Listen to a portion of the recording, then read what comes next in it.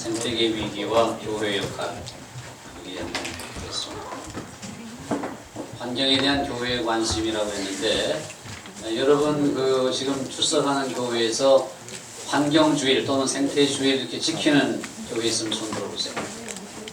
그런 주의를 지킨다. 우리 교회는 그런 거 지킨다. 아주 좋은 교회 다니네요.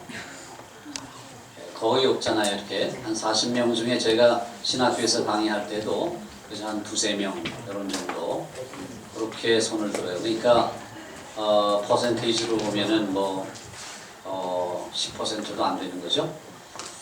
한 5% 정도 지킬까. 세계 환경의 날이 몇 월 며칠이에요? 잘 모르죠. 6월 5일.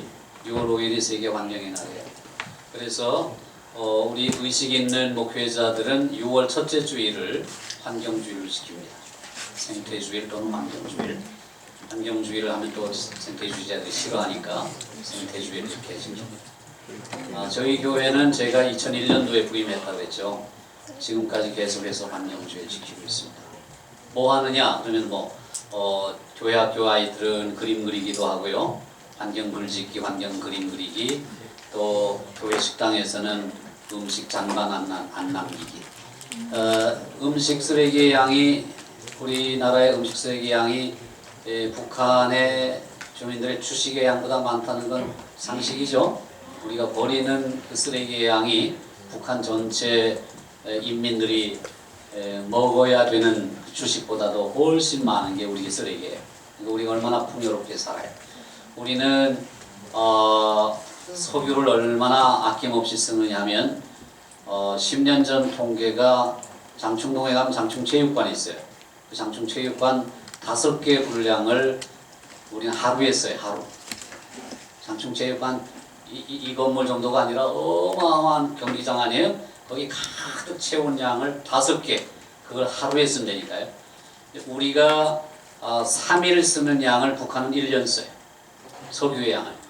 그러니까 단순한 비교로 하면은 우리는 석유 소비에 있어서는 북한의 120배나 잘 사는 거예요. 북한 사람들은 어마어마하게 가난하게 사는 거죠. 그래서 우리가 환경주의를 지키는 것이 필요해요. 그리고 포스터도 붙이고 글짓기 대회도 하고 표 짓기 대회도 하고 기독교 환경운동 연대에서 이렇게 전시물을 갖다가 빌려다가 전시도 하고 아나바다 운동도 하고 그런 걸 열심히 하고 있어요. 그리고 어떤 부서에서 우리 고등부 아이들이 한동안 식용유, 폐식용유 모아가지고 비누도 만들었어요. 비누. 그거 가지고 여러분 교회에서 한번 근데 오래 걸려요. 폐식용유를 다 오래 수집을 해야 되기 때문에 기간을 딱 정해놓고 한 6개월 그렇게 해서 모아가지고 한번 예쁘게 한번 비누도 만들어 보는 것도 이 책에는 제가 비누 만드는 방법도 실어놨거든요. 이게 교회가 실천할 내용들 중에서 세계 환경의 날, 지구의 날 4월 22일이래요. 22일 물의 날 3월 21일 환경주일 6월 첫째 주. 이제 의식화의 과제인데요. 의식화라는 게 굉장히 중요해요. 이게 습관이 되게 만드는 거예요. 제 시계 좀 덩치가 크죠? 시계가 이렇게 커요. 근데 이거는 수온 전지가 안 들어가는 시계. 이렇게 흔들어주면 가는 시계예요. 그래서 이게 연료가 안 드는 거야. 연료가. 그냥 이렇게 수동식 이렇게 흔들어주면. 그래서 하루에 8시간만 내가 흔들어주면 24시간을 가요. 근데 8시간 이내에 이렇게 벗어놓고 오래 놔두면 죽어버려요. 근데 다시 이렇게 일깨우면 또 가요. 이렇게 흔들어주면. 그래서 이런 시계도 사실은 수온이 안 들어가니까 얼마나 좋아요. 이게 들어가는 게 없어요. 이거는. 그냥 줄만 가끔씩 바꿔주면 되는 거죠. 그래서 의도적으로 이렇게 제 손목에 안 맞는 시계인데도 의도적으로 이렇게 흔들어주면서 가는 시계. 네, 그리고 저는 단정한 이런 옷을 이제 지금 입었습니다만 여러분 앞에 서려고 이렇게 입었고 제가 양복 한번 사면은 여기가 이렇게 깃이 달아요. 이렇게 오래 입으면 그러면 이제 세탁소 가가지고 이렇게 쭉 펴달라 이렇게 집어가지고 이렇게 줄여달라. 요 손끝이 달잖아요. 이렇게 접어서도 해달라. 발끝이 달면 발도 접어서 해달라 그래가지고 한 10년씩 입어요. 10년씩. 허리가 이제 배가 나와가지고 허리가 좀 좁아지면요 세탁소 가서 맥시멈으로 늘려다 크게 제일 크게 이렇게. 그래가지고 또 그렇게 입고 다녀요. 신발 한 번 사면은 이제 떨어질 때까지 국갈 가게 해가지고 또 한 번은 이 와이셔츠도요 이게 이렇게 1년 입으면 이렇게 더러워지잖아요. 그러니까 좋은 와이셔츠를 우리 교인들이 좀 이렇게 선물로 사주면 그거나 내가 10,000원 주고 사 입는 것이나 똑같아요. 그러니까 그런 것 너무 좋은 거 살 필요가 없어요. 그리고 일회용품 같은 것을 가급적이면 쓰지 말고 여러분들도 지금 잘 갖고 다니는 거죠. 이렇게 텀블러 같은 거 갖고 다니고 이렇게 그런 거 쓰세요. 일회용 이렇게 컵 같은 거 자꾸 쓰지 마세요. 그리고 혹시나 이제 쓸 수밖에 없는 상황이 생길 때는 거기다 이름을 적어가지고 한 번 쓸 거 두 번 쓰고 두 번 쓸 거 세 번 쓰고 이렇게 하면 돼요. 여러분들 그거 좀 아껴 쓰면 좋겠어요. 그리고 이게 이 커피 같은 거 좋아하실 텐데 굉장히 소비주의, 컨슈머리즘의 아주 대표적인 게 커피. 사실은 여러분 그 커피 이렇게 여기다가 골판지로 이렇게 말아서 손 뜨겁지 않게 이렇게 끼워주죠. 그다음에 위에 뚜껑에 이렇게 플라스틱 컵 뚜껑 덮어주고 빨대 다 꽂아주고. 그러면 이제 거기에 컵 하나에다가 골판지에다가 플라스틱 뚜껑에다가 빨대에다가 이렇게 하면 하나, 둘, 세 개가 컵에 보태지는 거예요. 근데 만약에 그걸 다 벗겨버리세요. 골판지도 빼버리고 뚜껑도 빼버리고 빨대도 빼버리면 컵만 달랑 남잖아요. 근데 컵만 달랑 남았을 때 여러분이 참을성을 갖고 사 먹을 수 있는 값은요. 내가 볼 때 한 2,000원이면은 2,000원 이상 받으면 아마 아까운 생각이 들걸요. 그런데 거기다가 골판지 끼우죠. 컵 뚜껑 닫아주죠. 빨대나 딱 꽂아주면요. 여러분의 마음이 굉장히 후해져요. 그러면서 4,000원도 사 먹어요. 4,000원 내로. 그게요. 골판지하고 그 뚜껑하고 빨대가요. 50원도 안 돼요. 세 개 합해서 50원도 안 되는데 50원어치를 꽂아주잖아요. 거기다 이렇게 덮어주고 꽂아주면은 여러분의 마음이 2,000원어치가 열린 거예요. 마음이 확 열려요. 그래가지고 컵만 딸랑 주면은 2,000원 달라 그래도 좀 아까운 생각이 드는데 뭔가 이렇게 다 꽂아서 주면은 대접받는 느낌을 가지면서 4,000원을 아낌없이 내놔요. 그러면서 그걸 탁 입에다 물고 폼 잡고 마시고. 이게 아주 대표적인 컨슈머리즘이에요. 이게 다 소비자를 현혹하는 거예요. 우리가 이런 이제 소비 문제를 얘기할 때는 항상 그 지속 가능성이라는 단어를 써요. sustainability. sustain 이라는 단어 아시죠? sustain 하는 말은 지탱하다, 유지하다, 지속하다. 형용사가 되면 sustainable 이렇게 되고 명사가 되면 sustainability 이렇게 되죠. 그 sustainable development 이렇게 하면은 지속 가능한 발전 이런 말이 돼요. sustainable consumption 이렇게 하면은 지속 가능한 소비 이렇게 돼요. 그러면 이 지속 가능성이라는 것은 무슨 뜻이냐면은 우리가 살고 있는 이 지구의 보존 자원은 제한되어 있어요. 그게 presupposition이에요. 전제예요, 전제. 지구의 보존 자원은 제한되어 있다. 또 한 가지 전제가 더 붙으면 우리가 가지고 있는 모든 지구의 보존 자원은 우리 세대만의 것이 아니라 과거 세대, 지금 우리 세대, 앞으로 우리의 후손의 미래 세대의 공유 자산이에요. 공유 자산. 같이 먹고 살아야 돼. 같이. 그러니까 우리 때에 욕심을 부려가지고 자원을 다 캐먹어버리고 우리가 다 사용해버리면은 우리 자손들은 굶어 죽는 거예요. 10,000,000평의 땅이 있다고 생각해요. 10,000평이면 감이 잡히나요? 180m, 180m가 10,000평이에요. 1.8, 1.8이 한 평이니까 100배, 100배 하면 만이잖아요. 180m, 180m 여기에 10,000평이에요. 거기에 풀을 심는다면 1,000,000 포기를 심을 수 있어요. 1,000,000 포기. 그러니까 한 평에다가 1,000포기씩 심는 거죠. 1,000,000 포기를 심어요. 그러면 거기에 소를 키울 때 적정 숫자가 소 4마리와 송아지 1마리. 그렇게 키우면은 10,000평이 넓은 땅이에요. 초등학교 대개 이런 동네에는 초등학교가 2,500평이거든요. 그럼 초등학교 4개 합한 것이 10,000평이에요. 커요, 10,000평이. 근데 그런 넓은 부지에다가 소 4마리, 송아지 1마리 키우면 굉장히 그게 에코시스템에 맞아요. 그들이 아무리 땅을 밟고 다녀도 땅이 굳어지질 않아요. 왜냐하면 적은 수니까. 그리고 풀이 항상 자라 있어요. 뜯어먹고 지나갔다가 돌아오다 또 자라있고 돌아있고, 이게 순환의 법칙에 의해서 하나님 그렇게 만드셨어요. 그런데 인간은 욕심을 부리는 거야. 소 8마리, 송아지 2마리. 그래도 또 널널하거든요. 12마리, 또 3마리. 이런 식으로 자꾸 욕심을 부려가지고 내 당대에 많은 걸 갖다가 울고 먹는 거죠. 그렇게 된 것이 바로 지금의 저 실크로드 같은 거예요. 실크로드가 옛날에 거기에 오아시스가 많았겠죠? 거기가 황폐한 곳일까요? 그럼 왜 실크로드라고 했겠어요? 동서무역로가 거기가 살기 좋은 곳이고 숲이 우거진 곳이고 가는 곳마다 샘이 있고 우물이 있고 그렇게 있으니까 사람들이 많이 다녔잖아요. 근데 그걸 단물을 다 빨아먹어 버리니까 지금은 실크로드가 사막이 됐어요. 그래서 그쪽에서 황사가 날아와 가지고요, 붉은 돌은 중국에 떨어지고 또 중간 돌은 황해에 떨어지고 가느다란 것이 우리나라에 다 날아오죠. 그 중국의 그 실제로 그 황사 문제는 굉장히 심각하대요. 그 달리는 기차가요, 유리창이 다 깨질 정도래요. 그 바람이 불면 돌이 굵으니까, 입자가 굵으니까.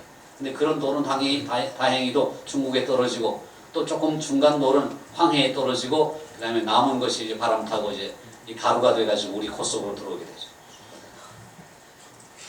의식화의 과제라는 것은 첫 번째는 인간 중심적인 자연 이해 극복이다. 그래서 하나님, 인간, 자연이라는 어떤 위계 질서를 생태주의자들이 말하듯이 뭐 자연의 위상을 이렇게 올리고 한 단계 더 올려가지고 신격화시키는 이런 작업이 중요한 것이 아니라요, 내가 볼 때는 하나님께서 인간에게 주신 그 역할의 문제라고 생각해요. 그래서 우리의 인간의 롤의 문제, 우리의 역할이 뭐냐? 그것이 바로 스튜어드십이죠. 청지기직에 그런 인식을 가져야 돼요. 청지기가 이제 스튜어드라고 하죠. 스튜어드가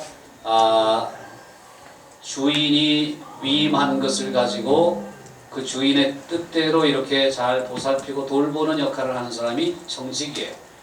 근데 생태주의자들은 청지기라는 말도 싫어해요. 왜냐하면은 주인이 청지기에게 위임해가지고 청지기가 관리하니까, 이것이 하나님이 인간에게 청지기직을 주어가지고 자연 만물을 관리하게 했다. 그러면 인간은 중간 관리자가 되는 거죠.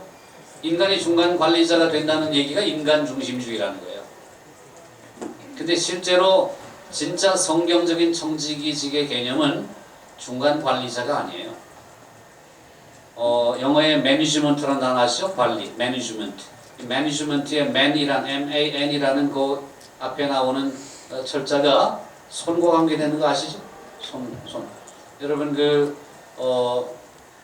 영어의 이제 white collar는 이게 이제 사무직을 가리키는 표현이고요. 블루 칼라가 이제 노동자를 가리키는 표현이잖아요. 그래서 사무직 노동자를 가리켜서 mental laborer라고 해요. mental laborer. 그리고 이 손으로 수고하는 그 육체 노동자를 가리켜서 manual laborer라고 한다고요. manual. 이게 손과 관계되는 거예요. 우리 자매들 손톱에 매니큐어 칠했나요? 그게 매니큐어가 바로 손과 관계되는 거죠. 발가락에 칠하는 걸 매니큐어라고 안 하죠. 발가락은 페디큐어라고 해요. 왜 그러죠? 패드라는 단어가 발과 관계되는 거예요. 패들. 자전거 페달을 밟는다 그러죠? 패들. 그 다음에 보행자를 영어로 뭐라고 해요? 보행자. 길거리 걸어가는 보행자. pedestrian. 그죠? pedestrian. 그 PED가 발과 관계되는 거죠. 그러니까 man이라는 단어가 들어가면 손과 관계. 매뉴얼. 지침서. 뭐 이렇게 전자제품 사면은 매뉴얼이 따라오잖아요. 그죠? 그게 man이 손으로 이제 관계되는 그런 단어. 그러니까 청지기가 매니지먼트의 역할을 한다고 보면은 손으로 주무른다는 말이거든요. 그래서 청지기란 말을 싫어해. 근데 청지기의 성경적 개념은 매니저가 아니에요. 매니지먼트 하는 사람이 아니라 섬기는 사람이에요. 섬기는 사람. 그러니까 역할의 문제. 인간이 어떤 역할을 가지고 자연을 잘 보살피고 돌보느냐. 이 문제가 굉장히 중요한 문제예요.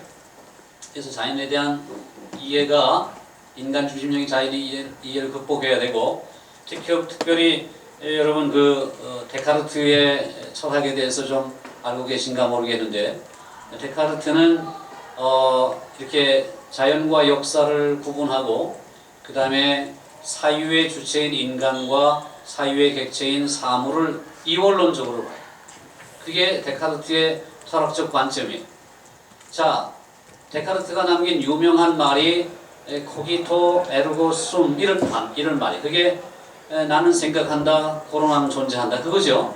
근데 본래 뜻은 나는 의심한다, 코로나는 존재한다 그런 말이에요. 모든 것을 방법론적인 회의라는 그런 방법을 사용해가지고 사물을 인식해야 된다. 그래서 사유, 생각하는 사유의 주체인 인간은 주체가 되고 사유의 대상이 되는 모든 것은 객체가 되는 거예요. 그래서 자연 만물은 객체가 되고 나는 사유의 주체가 되는 거죠.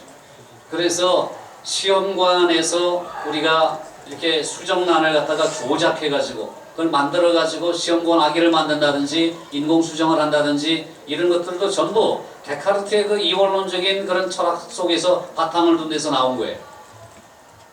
얘기가 나왔으니까 말이지, 여러분 앞으로 혹시 결혼해서 아기를 못 갖더라도 인공수정이나 시험관 아기 하지 마세요. 그것은 하나님이 원하는 방법이 아니에요.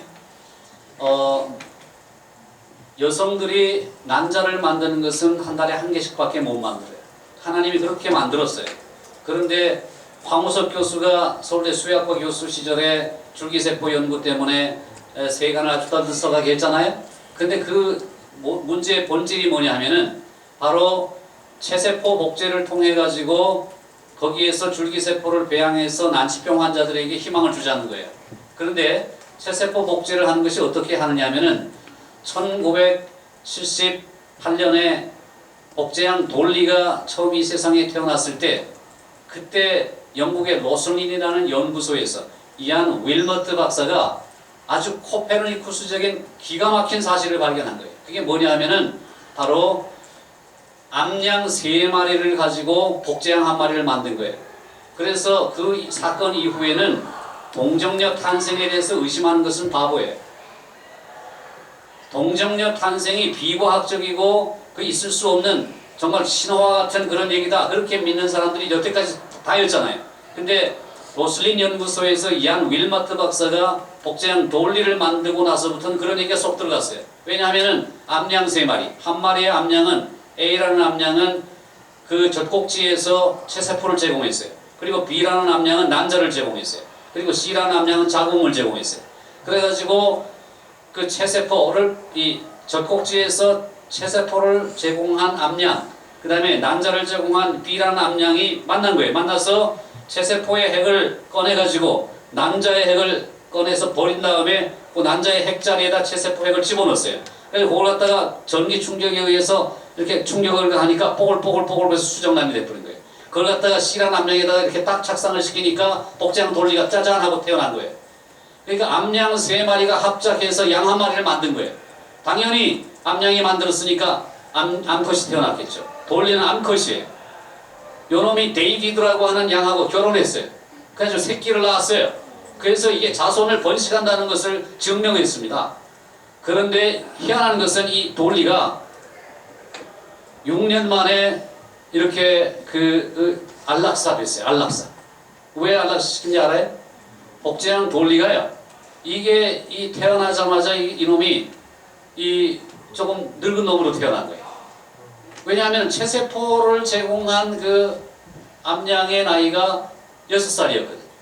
근데 양의 수명이 보통 11년에서 12년이에요. 그런데 이 돌리는 6년밖에 못 살고 죽었어요. 그 왜 그러느냐? 체세포를 제공한 그 암양이 모든 유전 형질을 줬을 것 아니겠어요? 거기에 DNA가 다 들어있으니까. 그러니까 암양 3마리 중에서 복제양 돌리는 체세포를 제공한 A라는 암양을 꼭 빼닮았어요. 그놈의 유전자를 다 가지고 태어난 거예요. 근데 그 놈이 6살짜리거든. 그러니까 태어날 때부터 늙은 놈으로 태어난 거예요. 형질이. 그래가지고 6살 되니까 이제 죽을 나이가 된 거예요. 그래가지고 관절염에 걸리고 무슨 여기 내장에 무슨 문제가 생겨가지고 안락사 시켜서 죽였다 그래요. 이 사건 이후에 황우석 교수가 이제는 복제양 돌리 정도가 아니라 복제 소, 복제 늑대, 복제 강아지, 서울대에서 복제 강아지가 만들어서 이름이 스너피 아니에요? SNU, 서울 내셔널 유니버시티, 거기에 파피 붙여가지고 스너피. 이게 바로 복제 개의 이름이에요. 근데 이런 것을 만들 때 이제 인간에게 그걸 적용한 거죠. 자, 생각해 보세요. 어떤 자매님이 난자를 제공해요. 그리고 뭐 자매님이든 형제님이든 누구든지 우리 깃박해서 얼마든지 체세포 제공할 수 있어요. 체세포에 핵을 꺼내가지고 난자의 핵을 버리고 그 자리에 집어넣어요. 그리고 자궁과 똑같은 시험관에서 배양을 하는 거예요. 그래서 줄기세포가 되는 거죠. 줄기세포는 만능세포예요. 모든 신체 기관으로 분화되기 직전에 있는 상태가 스템셀이에요. 그게 줄기세포예요. 그래서 스템셀 상태가 되게 되었다 이렇게 발표된 것 아니에요? 사실은 그 전 단계인데도 불구하고. 그래서 거짓말했죠. 그리고 문제가 뭐냐면 황우석 교수는 조교들의 난자를 이용한 거죠. 자, 난자가 자매들이 여성들이 한 달에 한 개씩밖에 못 만드는데 어느 천년에 기다리겠어요. 그러니까 난자를 살 수밖에 없죠. 그리고 인공 수정을 할 때 난자를 어떻게 제출을 하느냐면은 우리 엄마에게, 엄마 이제 아이를 낳고 싶어하는 엄마에게 난자를 제공받잖아요.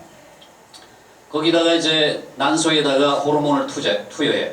그래서 과배란 유도제라는 걸 투입한단 말이에요. 과배란 유도제가 투입되면은 한 보름 동안 입원을 해요.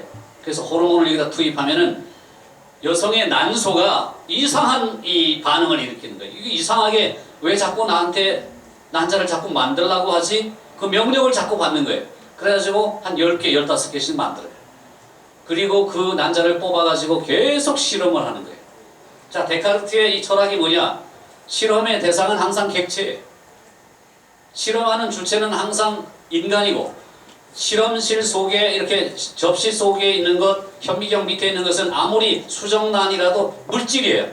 그게 이게 이원론이 되는 거예요. 그래서 그걸 객체화시키니까 항상 이것은 도구화되고 수단화되어 가지고 인간이 아무렇게나 조작해도 되는 거죠. 그런 철학적인 기반이 바탕에 깔려 있단 말이에요. 그래서 수정란을 만드는 과정도 복잡하고 또 그것을 착상시키는 과정도 복잡하고 그것을 키우는 과정도 복잡하니까 그렇게 인공 수정을 시켜가지고 자궁에다가 착상을 시킬 때 3개나 4개를 착상시킨다. 그래서 삼둥이 요즘 TV에 나오죠? 삼둥이. 송아무개. 여기 삼둥이. 대한민국 만세. 그리고 서준이, 서은이. 얘네들이 얼굴이 다 다르잖아요. 이것은 이란성, 삼당성 쌍둥이다. 이것이 시험관 아기 인공수정을 해서 일부러 그렇게 많이 만든 거예요. 그래서 부실한 것을 없애버리죠. 3개, 4개 만들어가지고 둘만 나오게 한다든지 아니면 4개 만들어가지고 1개는 없애버리고 3개만 만든다든지 이렇게 해가지고 사람을 선별해가지고 부실한 것은 없애버리고. 근데 수정란이 인간이란 말이죠. 그러니까 사람을 죽이는 거예요, 그게. 그러니까 살인의 행위를 저질러가지고 사람을 만드는 그런 작업이 바로 그런 과정이라는 거죠. 이런 것들이 우리가 인간 중심적인 이해를 극복해야 되는 것입니다. 그 다음에 자연에 대한 책임감은 여러분 이 하급 생물일수록 굉장히 약해요. 그래서 이런 얘기가 있죠. 밤새도록 문을 꽁꽁 닫아 잠그고 좁은 방 안에서 앵무새 3장에 있고 금붕어가 이 어항에 있는 거예요. 근데 사람들이 몇 명 모여가지고 밤새도록 노름해요. 밤새도록 노름해요. 담배를 계속 피워대면서. 그리고 하룻밤을 지내고 나면 앵무새가 죽었고 금붕어가 죽어요. 그런데 사람은 안 죽죠. 사람은 굉장히 독종이에요. 절대로 안 죽어요. 눈만 빨개져요. 그게 사람을 그렇게 하나님께서 아주 끈질기게 만드셨어요. 그러니까 내가 느낌이 안 오니까 그냥 그렇게 사는 거예요. 산성비 아무리 맞았도요. 대머리 잘 안 됩니다. 대머리는 유전이지 산성비 맞았다고 해서 머리가 쑥쑥 빠지는지 그렇진 않아요. 그러나 이끼는 다 죽습니다. 바위 옷이라고 하는 이끼는 다 죽어요. 요즘 도심지에서 이끼 볼 수가 없어요. 산성비 때문에 그러죠. 인간이 그만큼 독종이라 자연을 잘 보살펴야 되는 책임이 있어요. 미래 세대에 대한 현 세대, 이게 바로 서스테이너빌리티의 개념입니다. 우리 다음 세대를 생각할 줄 알아야 돼요. 서스테이너빌리티의 개념이에요, 이것이. 그리고 생각과 실천 사이의 간격. 아무리 생각하면 뭐예요? 실천 안 합니다. 여러분들이 어렵지만은 우리 남자친구들은 이 일회용 스프레이 같은 거 잘 쓰지 마세요. 스프레이. 이 스프레이를 쓸 때 페인트도 스프레이, 무슨 뭐 별것도 스프레이, 그 다음에 우리 자매님들 미스트, 우리 집사람이 좋아하는 미스트 타다다다닥 뿌리는 거, 이거 말이죠. 이게 푹푹푹푹 이렇게 누를 때 너무 쉽지만 거기서 뿜어져 나가는 게 염화불화탄소예요. 염화불화탄소가 하는 역할은 오존층을 파괴해요. 에어컨의 냉매제와 똑같아요. 그래가지고 오존층이 뻥뻥 뚫려가지고 아주 해로운 자외선이 사람을 죽이고 있어요. 자족의 가치관 만족하는 거죠. 만족한. 그래서 구약의 잠언서 30장 8절을 보면은 우리 이렇게 기도하죠. 가난하게도 마옵시고 부하게도 마옵시고 오직 필요한 양식으로 내게 먹이시옵소서. 그저 우리가 내게 있는 것에 만족한 삶을 사는 거예요. 항상 감사하게. 제가 거기에 얽힌 얘기를 하나 하고 이제 또 강의를 마무리 짓겠습니다. 묵상하는 삶이라는 그 책이 있습니다. 도란노에서 나온 켄 가이어가 쓴 글인데요. 거기에 보면은 양파 파는 노인 얘기가 나와요. 멕시코 시티의 대형 시장에서 포타라모라고 하는 인디안 할아버지가 양파를 팔고 있었어요. 근데 미국의 시카고에서 온 그 미국인이 지나가다가 할아버지에게 양파를 사려고 해요. 할아버지 양파 한 줄에 얼마예요? 10센트입니다. 두 줄에는요 20센트라고, 세 줄에는 석 줄에는요 30센트라고. 25센트 안 되겠습니까? 안 돼요. 그렇다면 여기 있는 거 내가 20줄 다 사면 얼마에 주시랍니까? 안 팝니다. 아니 할아버지 여기 장사로 나오신 것 아니에요? 아닙니다. 저는 장사로 나온 게 아니라 인생을 즐기러 나온 것입니다. 아니 뭐요? 이거 다 빨리 저한테 파시고 또다시 또 물건 떼다가 또 파시면 부자 되는 것 아니겠습니까? 부자가 뭐요? 내가 지금 부자예요. 나는 오늘 먹을 양식 오늘 팔아서 충분하고 내일 먹을 양식은 내일 팔면 또 충분한데 내가 뭐하러 그렇게 무리해서 그런 장사를 하고. 나는 여기 오는 사람들, 나와 마주치는 사람들과 인생 얘기를 하는 거예요. 자식들 얘기, 농작물 얘기, 그 다음에 날씨 얘기, 건강 얘기 이렇게 하면서 나는 천천히 하루 종일 팔아서 하루 먹을 양식 충분하고 내일 먹을 거 내일 또 팔면 되고 모레 먹을 거 모레 팔면 되고 그게 내 인생이요. 내가 만약 당신한테 이걸 다 팔면 나는 인생을 다 없애버리는 거예요. 이 포타라모 할아버지의 삶의 방식은 slow예요. 근데 우리는 fast죠. 그래서 fast food가 나온 거죠. 우리나라는 김치와 된장이 슬로우 푸드예요. 이 슬로우 시티 또는 슬로우 푸드의 마스코트가 스네일이에요. 스네일, 달팽이에요. 달팽이의 걸음처럼 우리가 천천히 갈 필요가 있어요. 그래야 우리가 하나님의 음성을 들을 수 있어요. 우리의 걸음걸이를 좀 늦추는 거예요. 천천히. 그래서 우리가 이렇게 환경 친화적인 삶을 살기 위해서 힘을 써야 돼요. 제가 이제 거기 한국 기독교의 절제운동사라는 그 대목이 있는데요.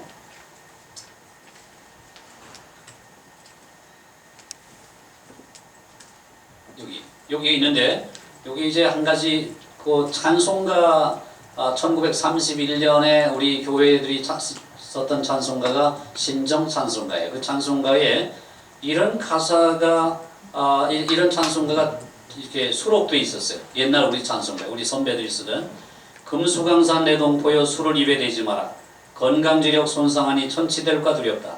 폐가 망신될 독주는 빚도 내서 마시면서 자녀 교육 위하여는 일전 한 푼 안 수련해.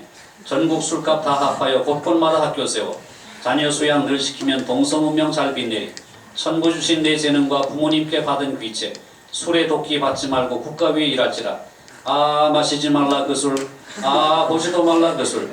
조선사회 복받기는 금주함에 있느니라.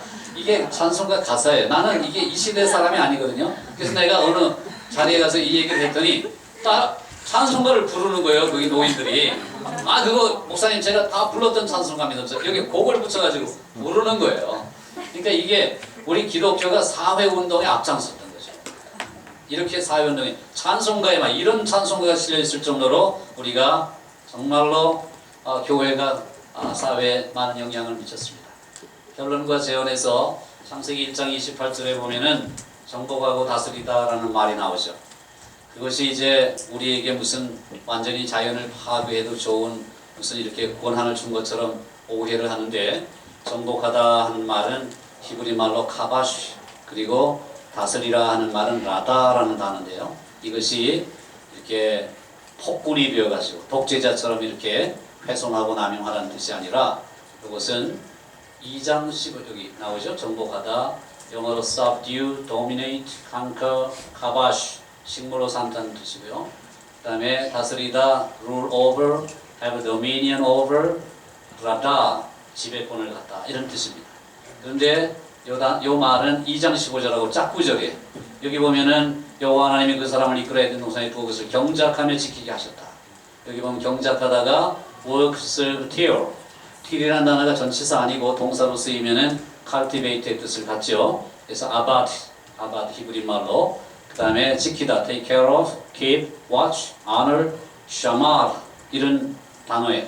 그런데 이 두 구절을 우리가 상호 연결시키게 되면은 이게 잘 보살피고 돌보라는 뜻이에요. 정복하고 다스리다가 훼손하고 남용하라는 뜻이 아니라는 거죠. 그리고 지배권의 유형은 이제 넘어가고요. God's dominion, King's dominion, Jesus dominion, stewardship, servanthood. 하나님이 이제 다스리라 했을 때 다스리는 것은 하나님은 공의와 사랑으로 다스리시죠. 그 다음에 선한 왕들은 고아와 과부와 나그네들을 보살피는 왕들이에요. 그게 하나님께서 기뻐하시는 선한 왕들의 모습이죠. 사회적 약자를 보살필 줄 아는 것. Jesus 도미니언은 예수님은 요한복음 13장에서 내가 주와 선생이 되어 너희 발을 씻어 주었으니 너희도 가서 이와 같이 행하게 하려 하여 내가 본을 보였다 그렇게 말씀하셔요. 그래서 주님의 로드십, 주님 되심은 바로 제자들의 발을 씻기는 섬김으로 나타나죠. 그것이 바로 저게 servanthood라는 말, servanthood. 그 다음에 stewardship, 정직이직이죠. 자, 정직이직의 가장 좋은 구절이 누가복음 12장 이 구절입니다. 주께서 이르시되 지혜 있고 진실한 정직이가 되어 주인에게 그 집 종들을 맡아 때를 따라 양식을 나눠줄 자가 누구냐. 주인이 이를 때 그 종이 그렇게 하는 것을 보면 그 종은 복이 있으리로다. 보면 보세요. 정직이가 종이에요. 그 종이 그렇게 하는 것을 보면 그 종은 복이 있다. 근데 종들을 맡았어요. 그리고 양식도 맡았어요. 그래서 하나님은 우리에게 사람을 맡겨주셨어요. 그리고 양식, 자연을 맡겨주신 것이에요. 이것을 우리가 주인의 뜻을 따라서 잘 관리할 때 그것이 바로 하나님께서 기뻐하시는 정직이직이다. 겐가의 포타라고 얘기했죠. 그 다음에 결어의 prophetic pessimism과 approximation. 이것이 이제 우리가 마무리 짓는 말인데요. 위에 있는 것은 예언자적인 비관주의라는 말이고 밑에 있는 것은 가까이 다가간다 하는 근접이라는 뜻입니다. approximation. 우리가 대략 약 이렇게 말할 때 approximately 이렇게 말하잖아요. 대략 얼마마다 이렇게 말할 때 approximation은 그만큼 가까이 간다는 말이에요. 자, 선지자 예레미야가 유다 왕국이 멸망되는 것을 알면서도 하나님 앞에서 회개하라고 외쳤듯이 우리가 바로 그런 예언자적인 사명을 가지고 살아가는 거죠. 비관주의라는 것은 결과가 비관적이에요. 이 세상은 그렇게 이렇게 치닫다가 멸망할 수밖에 없어요. 그러나 그렇다고 해서 우리가 그 책임을 방기할 권한이 우리에게 없고 하나님 나라 시민으로 살아갈 의무밖에 없는 거죠. 그리고 approximation은 우리의 목표는 항상 하나님의 나라의 완성이에요. 그래서 우리의 걸음걸이가 역행해서는 안 되는 거예요. 하나님 나라의 방향으로 그 완성되는 방향으로 계속 근접해 가야 되지 우리가 반대로 돌아서서 하나님 나라에 반하는 삶을 살아가서는 안 된다는 거죠. 그런 의미에서 책임 있는 우리 그리스도인의 그런 삶이 필요합니다. 여기까지 제 강의가 되겠습니다. 많은 양인데 사실은 이렇게 짧은 강의로 될 일이 아니고 천천히 강의해야 될 건데 이렇게 서둘러서 마치게 됐습니다. 혹시